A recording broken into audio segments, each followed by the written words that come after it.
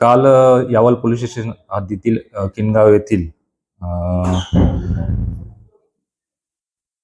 किनगाव येथे 8:30 वाजता सुमारे 8:30 वाजता एक घटना घडली आहे. त्याच्यात फिर्यादी सरस्वती स्वप्नील पाटील वय 26 वर्ष, जे की 70% ब्लाइंड आहे.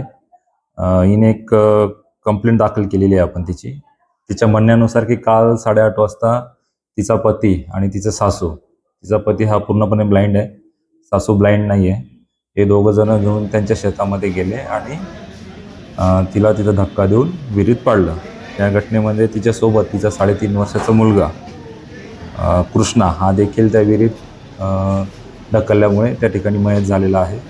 तिच्या तक्रारीवरून आपण यावल पोलीस स्टेशन येथे BNS 103(1), 109(1) आणि 3(5) अन्वये गुन्हा दाखल केलेला आहे. या घटनेचं फिर्यादीच्या सांगण्यानुसार कारण असं होतं की सदर जो मुलगा होता हा देखील ब्लाइंड जन्माला आलेला होता आणि त्या कारणास्तव तिचे पती आणि तिची सासू तिच्यावर राग धरत होते. या कारणातून त्यांच्या घरामध्ये कलह होता. या कलहातून त्यांनी तिला धक्का देऊन जीवे ठार मारण्याचा प्रयत्न केला आणि तिच्या मुलाला विहिरीमध्ये ढकलून ठार मारलेला आहे.